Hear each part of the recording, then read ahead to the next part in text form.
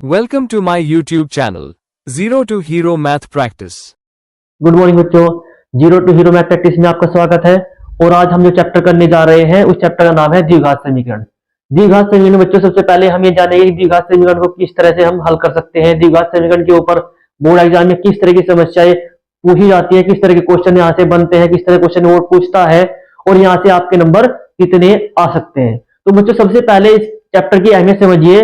ये चैप्टर आपका board exam में यहाँ से एक लॉन्ग क्वेश्चन कंफर्म है जो आपके बोर्ड एग्जाम में पूछा जाता है, और साथ में 2 MCQ वगैरह और साथ में खंड बैक के जो शुरू के पार्ट होते हैं, क्वेश्चन होते हैं, वे यहाँ से बन सकते हैं।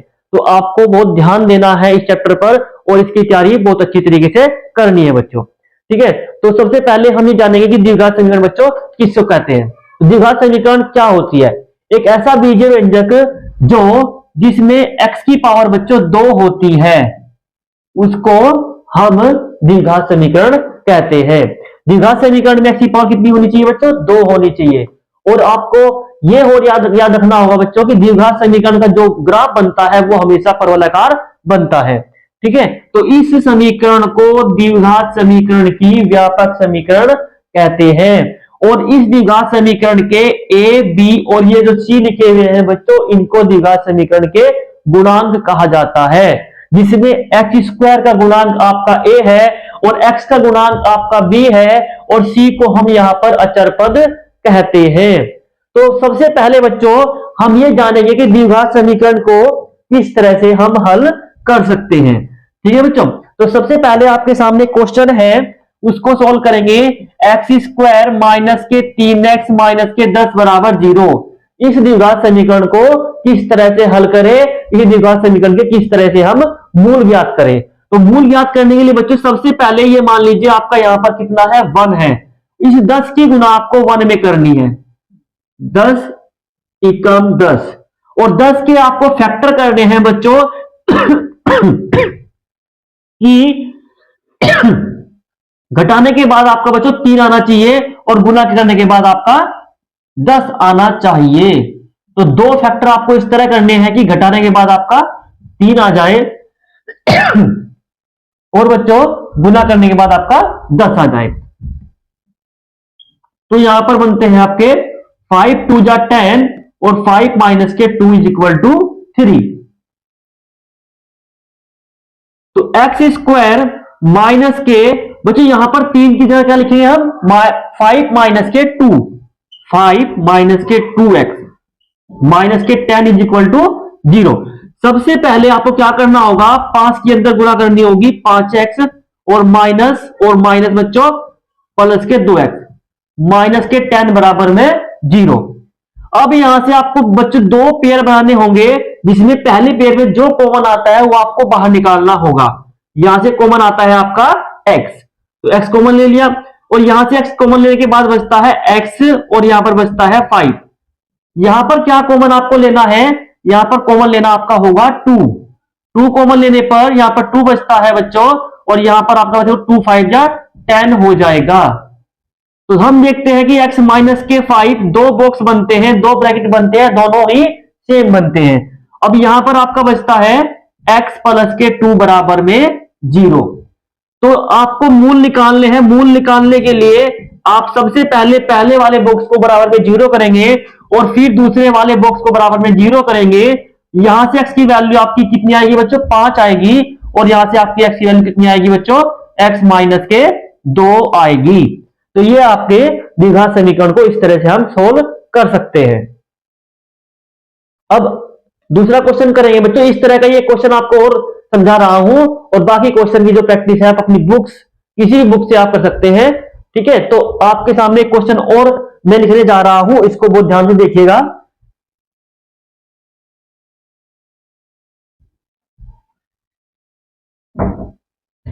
क्वेश्चन है आपका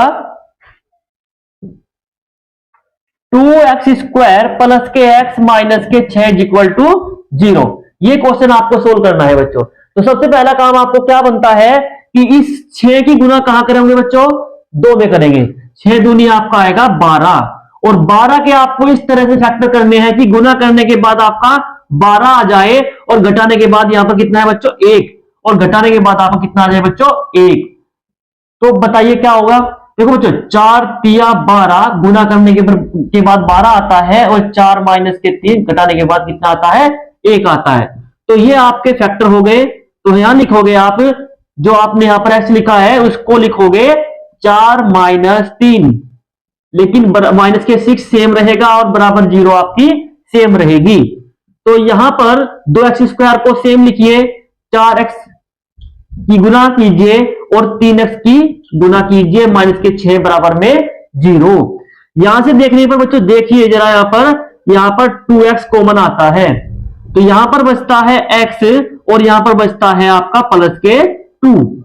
अब देखिए बच्चों यहां पर माइनस दोनों जगह स्थान पर है, तो इसलिए माइनस के कॉमन लीजिएगा और 3 एकम 3, 3 दूनी 6 और 3 भी यहां पर कॉमन आएगा, तो इसीलिए यहां पर बचेगा आपका x और 3 दूनी 6, यहां पर बचेगा आपका 2।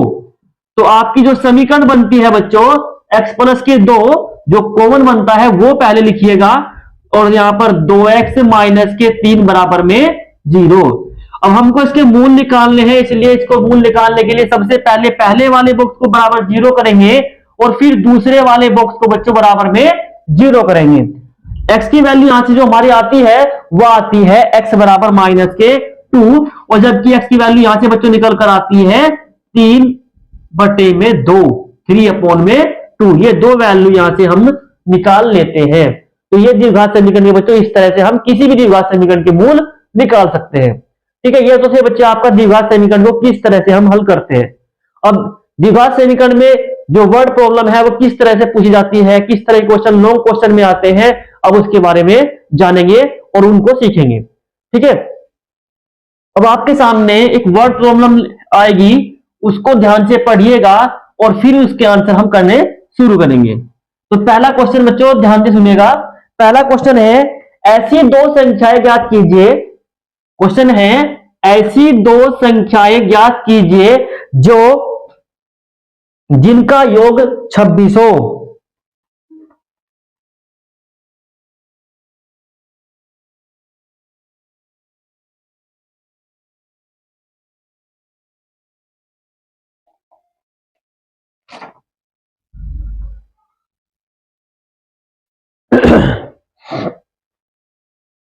क्वेश्चन है बच्चों कि वह द्विघात समीकरण ज्ञात कीजिए जिनका योगफल 27 हो और गुणनफल 182। क्या क्वेश्चन है बच्चों, ध्यान सुनिएगा। ऐसी दो संख्याएं ज्ञात कीजिए जिनका योगफल 27 है और जिनका गुणनफल 182 है। तो ध्यान से सुनिएगा। तो सबसे पहले बच्चों दो संख्या मान लेते हैं। माना पहली संख्या बराबर x और दूसरी संख्या बराबर y। ये दो संख्या बच्चों हमने मान ली, और अब ध्यान से देखिएगा कि दोनों का योग कितना था बच्चों, 27। ठीक है, यदि आपको यहां से y की वैल्यू निकालने के लिए बोला जाए तो बच्चों कितनी आएगी, 27 और माइनस का x। इसको हम छोड़ देंगे, हमारे बच्चों काम आएगी। ठीक है, शर्तानुसार क्या था, शर्तानुसार क्या था बच्चों, ये कहा कि दोनों संख्याओं का गुणनफल, x का गुणनफल y के साथ 182 है। अब इसको सोल्व करेंगे। x की जगह बच्चों x लिखेंगे, गुना लगाएंगे और y की जगह जो हमने वैल्यू निकाली थी ऊपर, इसको पुट कर देंगे। तो अंदर गुना करने पर 27x बच्चों और माइनस का x² बराबर में 182 आएगा।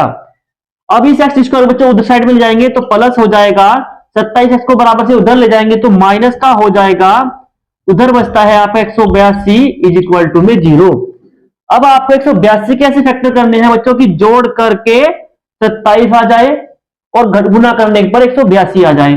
तो 182 के जब आप फैक्टर करोगे तो आपके आएंगे 14 गुना 13, गुना करने पर 182 आ जाएगा बच्चों और जोड़ने पर दोनों को 27 आ जाएगा। इसीलिए इसके जो फैक्टर बनते हैं वो बनेंगे 14 प्लस के 13x और प्लस के 182 बराबर में 0। x² माइनस के 14x और minus plus minus 13x plus के 182 बराबर में 0। यहां से बच्चों x कॉमन आएगा x कॉमन आने के बाद क्या बचता है, x माइनस के 14 बचता है, और यहां से बच्चों 13 कॉमन आएगा, और यहां पर भी आपका x माइनस के 14 ही बच जाएगा। यहां करते हैं बराबर है बच्चों, तो x माइनस 14 कॉमन लेंगे, यहां बचेगा आपका x और यहां बचेगा आपका 13, तो x माइनस के 13 बराबर में 0। अब आप देखिएगा कि हमको मूल निकालने हैं समीकरण के, इसीलिए एक बार तो आप बराबर 0 इसको कीजिए और एक बार बराबर 0 आप इसको कीजिए। यहां से x का मान 14 आएगा और यहां से x का मान बच्चों 13 आएगा। इसका मतलब यह हुआ कि यदि x बराबर 14 लेंगे बच्चों और यहां रखेंगे तो y का मान 13 आ जाएगा, और यदि x का मान 13 रखिए यहां पर बच्चों 13, तो y का मान 14 आ जाएगा। तो संख्याएं बनती है बच्चों 14,13 या 13,14। ये संख्याएं बनती है आपकी, जिन्हें जोड़ करके आप 27 ला सकते हैं और गुना करने पर 182 का उत्तर आता है। तो ये बच्चों इस तरह क्वेश्चन था, ये खंड ब में अक्सर पूछा गया क्वेश्चन है, इसलिए आपका इसका सॉल्यूशन हमने आपको सामने बता दिया है। अब नया क्वेश्चन लेकर आएंगे आपके सामने, नए क्वेश्चन को ध्यान से सुनिएगा बच्चों।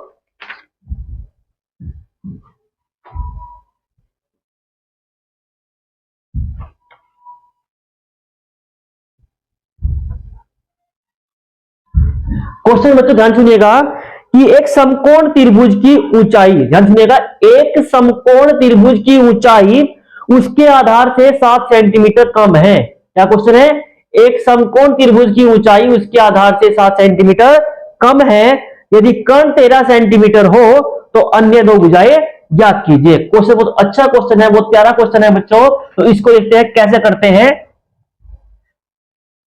करने के लिए सबसे पहले क्या कहा कि एक समकोण त्रिभुज की ऊंचाई उसके आधार से 7 कम है। तो बच्चों हम मान लेंगे, माना त्रिभुज की जो ऊंचाई है,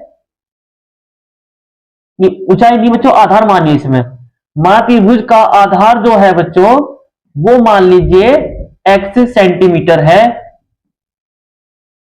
ठीक है। और अकॉर्डिंग टू क्वेश्चन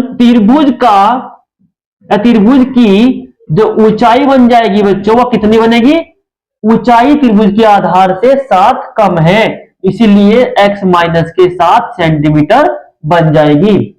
अब समकोण त्रिभुज का कर्ण कितना दिया है बच्चों क्वेश्चन में, 13 सेंटीमीटर दिया है, इसीलिए जब हम समकोण त्रिभुज बनाते हैं और समकोण त्रिभुज में हम देखते हैं कि कर्ण हमारा 13 है, आधार हमारा x है और ऊंचाई हमारी x माइनस 7 है, तो इसमें हम देखते हैं कि पाइथागोरस प्रमेय बच्चों थ्योरम होती है, उस पाइथागोरस थ्योरम को हम इसमें लगाएंगे।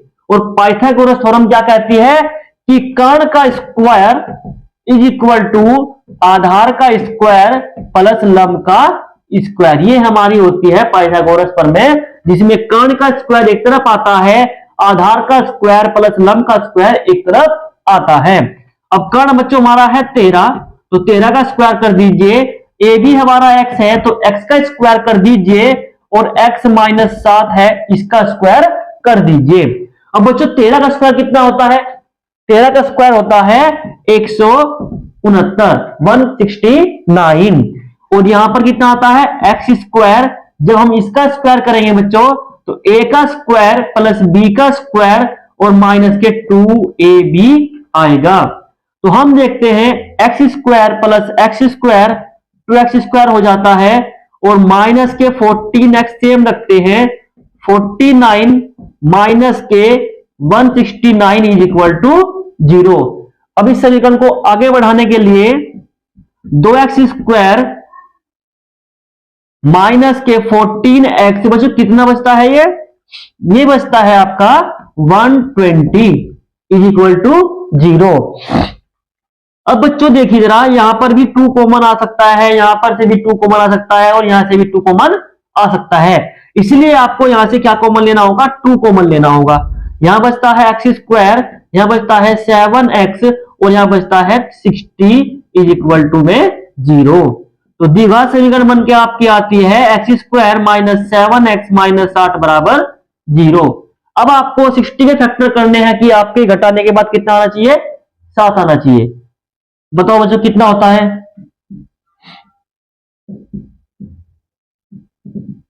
तो कितने फैक्टर करें कि घटाने के बाद यहां पर 7 आ जाए। देखो जो होता है 12 पंजे 60, 12 माइनस के 5, 12 पंजे 60, 12 माइनस के 5 तो इक्वल टू 7 आपका यहां पर आ जाएगा। अब एक्स स्क्वायर सेम लिखिए, माइनस के 12x को अलग कीजिए और माइनस माइनस प्लस 5x को अलग कीजिए, माइनस के 60 बराबर में 0। यहां से हम देखते हैं कि दोनों में x को बनाया है बच्चों, तो यहां पर बचता है x और यहां पर बचता है आपका 12। यहां से कॉमन आपका आ रहा है 5, तो यहां से 5 कॉमन लीजिए, यहां पर x बचता है और यहां पर बचता है 12। इसलिए आपकी जो समीकरण बनती है, जो हल आता है इसका, वो x माइनस के 12 और x प्लस के 5 इज इक्वल टू में 0 आता है। तो हल करने पर देखते हैं कि x माइनस के 12 बराबर 0 और x की वैल्यू कितनी आती है, 12। यहां से x प्लस के 5 इज इक्वल टू 0 और x की वैल्यू आती है माइनस के 5। अब बच्चों जरा सोचिए कि कभी भी जैसे आधार है, लंबाई है, ऊंचाई है, चौड़ाई है, क्या कभी कभी आपकी माइनस की हो सकती है, कभी भी आपकी माइनस नहीं हो सकती, इसलिए इसको बोलते हैं अमान्य। ये आपका हो गया अमान्य। तो x की वैल्यू कितनी आती है, 12।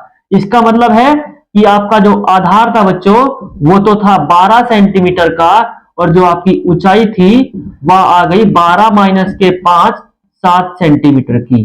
तो ये आपके आधार और ऊंचाई हमने यहां पर निकाल ली है। अब जरा सोचिए इस क्वेश्चन में आपको कहां प्रॉब्लम है।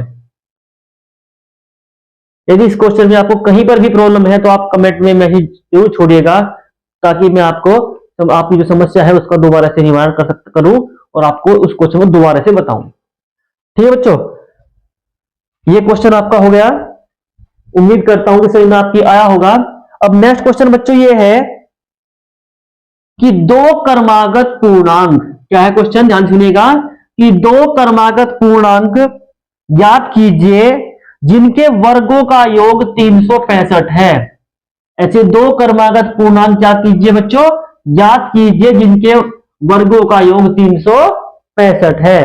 तो कैसे करना है बच्चों, पहले मान लीजिए दो क्रमागत पूर्णांक, मान लीजिए कि पहला पूर्णांक माना, पहला क्रमागत पूर्णांक आपका x है और दूसरा क्रमागत पूर्णांक आपका x प्लस 1 है। अब पर्सन के अनुसार क्या होता है बच्चों, पर्सन ये कहता है कि दोनों का वर्ग कर दीजिए। क्वेश्चन के अनुसार दोनों के वर्गों का जो बच्चों योग है वो 365 है, 365 है। तो इनको सोल्व करना है। कैसे करते हैं, एक्स स्क्वायर बच्चों सेम रखेंगे, यहां पर एक्स का स्क्वायर करेंगे, एक का स्क्वायर करेंगे और 2x लिख देंगे। ये आपका a square plus b square plus 2ab formula यहां पर हमने इसको ओपन कर लिया और 365 सेम रख दीजिए। तो x square plus x square कितना हो गया, 2x स्क्वायर हो गया, प्लस के 2x हो गया, प्लस के 1 हो गया, बराबर में 365 हो गया। अब यहां पर देखिएगा कि 2x स्क्वायर सेम रखा, 2x आपका सेम रखा, प्लस 1 में से बच्चों इधर 365 को ला करके माइनस करना होगा। 2x स्क्वायर प्लस के 2x जब हम इसको घटाते हैं बच्चों तो ये आता है 364। ठीक है, और एक बात और ध्यान से देखिएगा कि दो तीनों में कॉमन आ रहा है, तो जितना हो सकते हैं बच्चों इसको छोटा कीजिए ताकि हमारे गुणनखंड करने में कोई प्रॉब्लम ना आए। तो सबसे पहले जो कॉमन नंबर आ रहा है उसको वहां से बच्चों कॉमन लेकर निकाल लीजिए। तो कॉमन लीजिएगा, यहां बचता है एक्स स्क्वायर और यहां बचता है आपका x और यहां बचता है आपका 2 1 जा 2, 2 8 जा 16, 2 2 जा 4, 182 यहां पर आपका बचकर आता है। अभी 2 कहां जाएगा बच्चों, 2 गुना में है, कॉमन लिया था तो इसलिए 0 के पूर्व में जाएगा और 0 हो जाएगा। तो समीकरण बनती है x square plus x minus 182 बराबर 0। ठीक है, ये आपका क्या आ गया, द्विघात समीकरण बन गई। अब इसको सोल्व करना है। सोल्व कैसे करते हैं, सोल्व देखिए कैसे करते हैं। 182 के एक 182 के फैक्टर कीजिए बच्चों की, घटाने के बाद एक आ जाए, कोई बताएगा? तो बच्चों ध्यान से देखिएगा, 182 फैक्टर करने घटाने के बाद आपका कितना आना चाहिए, यहां पर एक आना चाहिए। हम देखते हैं बच्चों 14 माइनस के 13 घटाने पर आपका एक बच जाएगा और गुना करने पर आपका 182 यहां पर आ जाएगा। तो इसके फैक्टर बनते हैं 14 और 13। तो इसीलिए लिखते हैं 14x माइनस के 13x माइनस के 182 बराबर में 0। यहां क्या कॉमन आ रहा है बच्चों, दोनों में x, इसीलिए x कॉमन लीजिए। यहां पर बचता है x और यहां पर बचता है आपका 14। यहां पर क्या कॉमन आ रहा है, 13 कॉमन लेने पर हम देखते हैं यहां पर x बचता है और यहां पर आपका 14 बचता है। तो x प्लस 14 कॉमन आएगा, यहां पर आपका x और यहां पर आपका 13 बच जाएगा। तो जब हम मूल ज्ञात करते हैं समीकरण के बच्चों, तो एक बार तो बराबर 0 इसको करना होता है और एक बार बराबर 0 इसको करना होता है। इसीलिए x की वैल्यू माइनस के 14 और x की वैल्यू 13 आ जाती है। अब जरा सोचिए, सवाल में क्या कहा था कि दो धनात्मक क्रमागत पूर्णांक ज्ञात कीजिए, धनात्मक। तो बच्चों ये बताइए, ये तो माइनस का आ गया, क्या ये धनात्मक है? ये धनात्मक आपका नहीं है, इसलिए हम इसको क्या करेंगे, छोड़ देंगे, ये आपका अमान्य हो गया। ठीक है, तो हमारा आंसर कितना आता है, x बराबर में 13। इसका मतलब है कि प्रथम पूर्णांक जो हमें निकालना था, प्रथम पूर्णांक जो हमको निकालना था बच्चों, वो 13 आ गया, और जो सेकंड पूर्णांक जो हमको निकालना था वो आपका 14 आ गया। ये आपके दो पूर्णांक यहां से ज्ञात हो जाते हैं। उम्मीद करता हूं कि आपको सारा क्वेश्चन समझ में आ गया होगा। क्योंकि बच्चों अब इतना स्लो चलेंगे, और स्लो चलने का बच्चों हमारे पास समय नहीं है, बोर्ड के एग्जाम बिल्कुल सिर पर आ चुके हैं।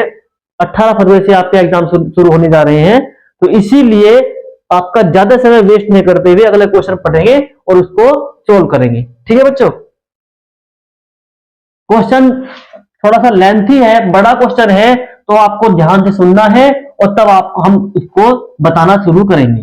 ठीक है, क्वेश्चन है, एक कुटीर उद्योग एक दिन में कुछ बर्तनों का निर्माण करता है। क्वेश्चन क्या है बच्चों कि एक कुटीर उद्योग एक दिन में कुछ बर्तनों का निर्माण करता है। एक कुटीर उद्योग एक दिन में कुछ बर्तनों का निर्माण करता है। एक विशेष दिन यह देखा गया कि निर्माण किए गए बर्तनों की संख्या, बर्तन नग है बच्चों, निर्माण ये देखा गया कि प्रत्येक नग की जो निर्माण लागत है उस दिन निर्माण किए गए बर्तनों की संख्या के दुगने से 3 अधिक थी। क्वेश्चन को दोबारा सुनेंगे बच्चों। एक कुटीर उद्योग एक दिन में कुछ बर्तनों का निर्माण करता है। एक विशेष दिन यह देखा गया कि प्रत्येक नग निर्माण लागत उस दिन में निर्माण किए गए बर्तनों की संख्या के दुगने से 3 अधिक थी। तो उसी दिन की कुल निर्माण लागत यदि 90 रुपए थी, तो निर्मित बर्तनों की संख्या और प्रत्येक नग की लागत ज्ञात कीजिए। तो बच्चों क्वेश्चन थोड़ा बड़ा है, तो ध्यान से देखो कैसे कैसे होता है ये। मान लीजिए, माना विशेष दिन, जो मतलब दिन था, विशेष दिन में या एक विशेष दिन में बर्तनों की संख्या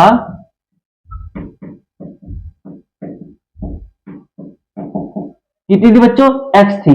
ठीक है, अब क्वेश्चन में क्या कहा कि एक विशेष दिन यह देखा गया कि एक बर्तन की जो लागत है, क्या है, एक बर्तन की जो लागत है, एक बर्तन मतलब नग, यहां पर नग शब्द का यूज किया गया है कि एक नग की जो लागत है वह उस दिन निर्माण किए गए बर्तनों की संख्या के दुगने से 3 अधिक है, 3 अधिक है। तो यदि बर्तनों की कुल लागत 90 रुपए है, तो बताइए नग कितने हैं और एक नग की कीमत कितनी है। तो हम देखते हैं, लिखते हैं प्रश्नानुसार भाई बच्चों, बर्तनों की संख्या में यदि हम उसकी लागत की गुणा कर दे तो हमारी क्या आ जाती है, कुल लागत आ जाती है। यदि हम बर्तनों की संख्या में एक बर्तन की या एक नग की लागत की गुणा कर देते हैं तो हमारी क्या आ जाती है, टोटल लागत आ जाती है। इसलिए इसमें गुणा करेंगे बच्चों, यह आएगा आपका 2x², यह आएगा आपका 3x और 90 को इधर लाएंगे बराबर में 0। ये बन जाती है आपकी द्विघात समीकरण। अब इसको सोल्व कैसे करना है कि 90 की गुना 2 में करेंगे बच्चों 180 आएगा। अब 180 के फैक्टर करिए कि घटाने के बाद 3 आ जाए और गुना करने के बाद आपका 180 ही आए। तो बच्चों बताओ क्या होगा।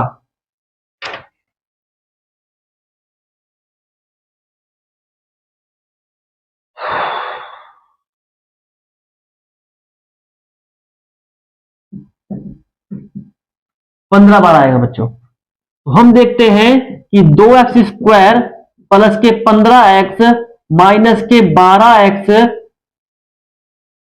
माइनस के 90 इज इक्वल टू 0।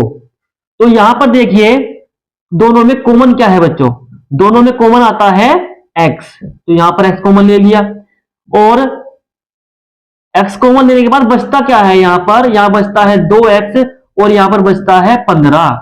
और यहां पर क्या है बच्चों, कॉमन आता है यहां पर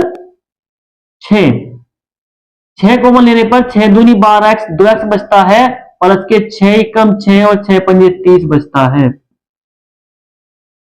तो इसीलिए समीकरण मतलब जो उसका जो गुणनखंड आते हैं वो आते हैं x माइनस के 6 और x माइनस के 6 बच्चों और 2x प्लस के 15 बराबर में 0।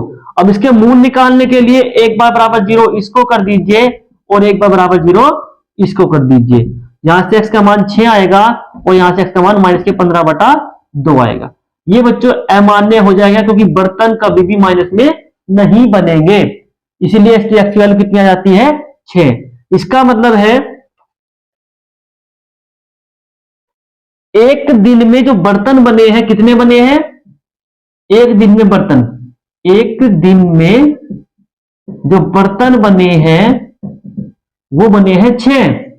और एक नग की जो लागत है, एक बर्तन की जो लागत है, एक नग की जो लागत है बच्चों वह आ रही है 2x प्लस के 3, 2 गुना 6 प्लस के 3, 6 दूनी 12 और 3 15। मतलब एक बर्तन की लागत बच्चों आपकी 15 रुपए है और एक दिन में आपने मतलब बर्तन कितने बने हैं, वो 6 बने हैं। थोड़ा क्वेश्चन लेंथी था बच्चों, लेकिन आंसर इतना लेंथी नहीं था इसका जितना कि क्वेश्चन लेंथी था। ठीक है, उम्मीद करता हूं समझ में आ गया होगा। यदि आप दोबारा कमेंट करें तो मैं आपको दोबारा इसको हल बता सकता हूं। अब नेक्स्ट क्वेश्चन करते हैं बच्चों।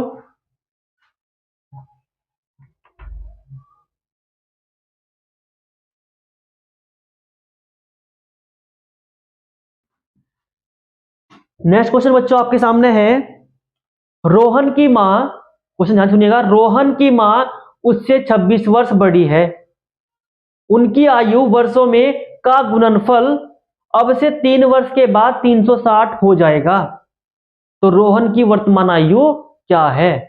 क्वेश्चन ध्यान से सुना बच्चों आपने। क्वेश्चन ये है कि रोहन की मां रोहन से 26 वर्ष बड़ी है। तो मान लीजिए रोहन की आयु, माना रोहन की आयु बराबर x वर्ष। अब इसकी जो रोहन की माता जी है उसकी आयु कितनी है बच्चों, माता की आयु या मां की आयु। तो बच्चों माता की आयु कितनी हो जाएगी, रोहन से 26 वर्ष बड़ी। लेकिन ये कहा कि दोनों का गुणनफल 360 है, कब, 3 वर्ष के बाद। तो 3 वर्ष के बाद पहले देखते हैं कि प्रश्नानुसार क्या कंडीशन बनती है। बच्चों प्रश्नानुसार कंडीशन बनती है कि अब रोहन की एज x वर्ष है, इसलिए 3 साल के बाद इसकी एज x प्लस के 3 वर्ष हो जाएगी। लेकिन रोहन की जो माता जी है उनकी आयु फिलहाल x प्लस की 26 वर्ष है और इनकी 3 साल के बाद x प्लस 26 प्लस के 3 वर्ष हो जाएगी। पर्सन ये कहता है कि दोनों की एज का जो गुणनफल आता है वो 360 आता है।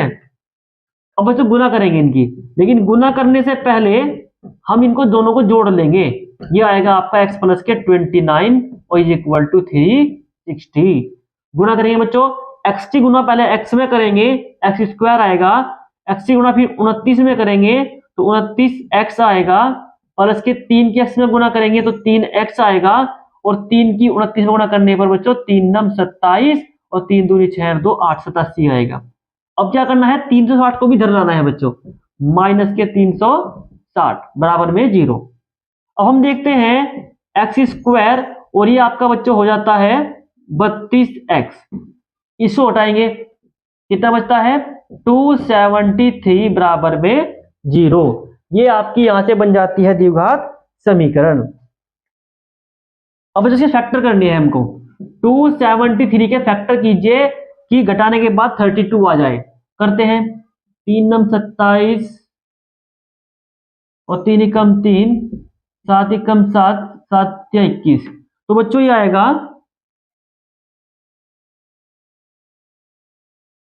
13 एकम 13 बच्चों, तो 13 तिया 39, 39 माइनस के 7, तो लिखते हैं एक्स स्क्वायर प्लस के 39 माइनस के 7 एक्स माइनस के 273 बराबर में 0। तो यहां हम देखते हैं एक्स स्क्वायर 39x को बच्चों अलग कर दीजिए और माइनस के 7x को अलग कर दीजिए, माइनस के 273 बराबर में 0। यहां आपका कॉमन आता है x, तो हमने x कॉमन ले लिया बच्चों, तो यहां बचता है x प्लस के 39, जबकि यहां कॉमन आता है माइनस के 7, तो यहां बचता है x प्लस के 39 बराबर में 0। अब यहां करेंगे बच्चों सोल्व, बराबर में हम देखते हैं कि x प्लस के 39 कॉमन आया, इसको कॉमन लेने के बाद बाहर निकाल लिया बच्चों, तो यहां बचता है x माइनस के 7 बराबर में 0। क्योंकि हमें समीकरण का हल निकालना है, इसीलिए इसको x प्लस के 39 को बराबर 0 कीजिए और x माइनस के 7 बराबर 0 कीजिए। तो हम देखते हैं कि x की वैल्यू माइनस के 39 है और x की वैल्यू यहाँ पर 7 है। अब जरा सोचिए, क्या x जो कि रोहन की आयु हमने माना था, क्या कभी वो माइनस की हो सकती है? नवजात शिशु की आयु बच्चों 0 होती है, कभी भी माइनस की नहीं होती, इसीलिए ये आपका यहां पर हो जाता है अमान्य। तो इसका मतलब है आपकी जो रोहन की आयु थी बच्चों, रोहन की जो आयु थी वह आ गई 7 वर्ष। ये आपका आंसर आ गया। ठीक है, अब नेक्स्ट क्वेश्चन बच्चों, नेक्स्ट क्वेश्चन आपका ये है कि द्विघात समीकरण आपके सामने लिख रहा हूं, पहले बच्चों लिखता हूं तब बताऊंगा आपको।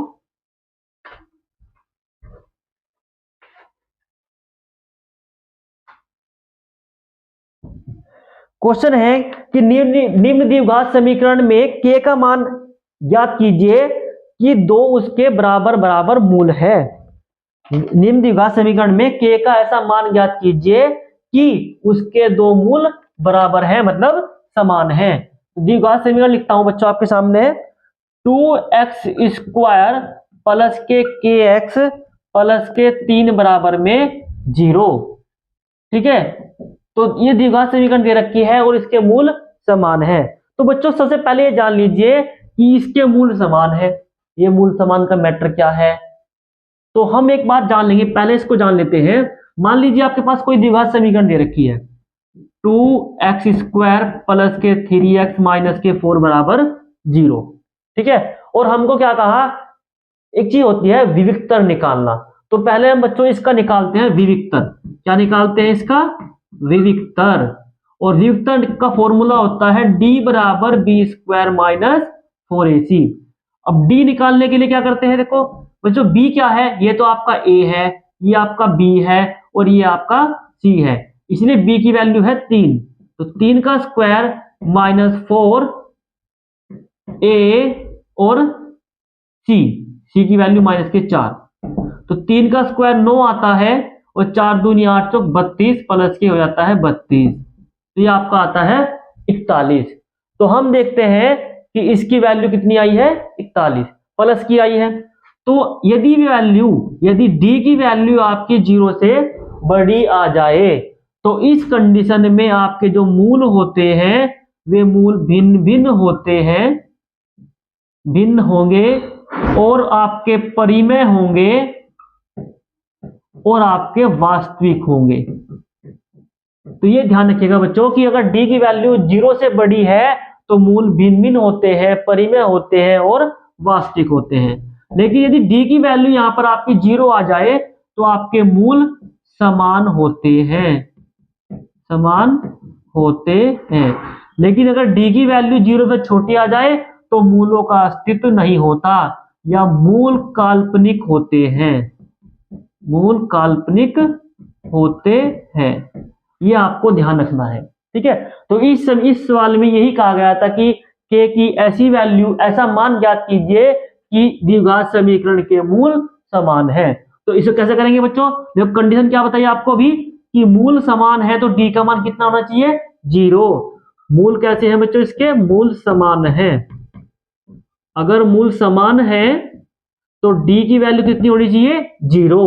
अब d का फॉर्मूला क्या बताया बच्चों? आपको अभी बताया मैंने, b² - 4ac बराबर में 0। b की वैल्यू कितनी है बच्चों? k, तो k का स्क्वायर लगा दिया। 4 a की वैल्यू कितनी है बच्चों यहाँ पर? 2 और c की वैल्यू कितनी है? 3 बराबर में 0। तो k² और 4 दूनी 8 किया बच्चों 24 बराबर 0। तो k की वैल्यू आती है 24 में रूट प्लस माइनस, ठीक है। तो हम देखते हैं k की वैल्यू कितनी आती है। 24 का मतलब होता है बच्चों 2√6। तो ये आपका k की वैल्यू यहां से निकल कर आती है 2√6। तो इसे सही में आ गया होगा बच्चों आपकी, ये उम्मीद करता हूं। तो अब नेक्स्ट क्वेश्चन आपको एक सवाल और सिखाता हूं इस तरह का, एनसीईआरटी क्वेश्चन है, बहुत ही अच्छा क्वेश्चन है।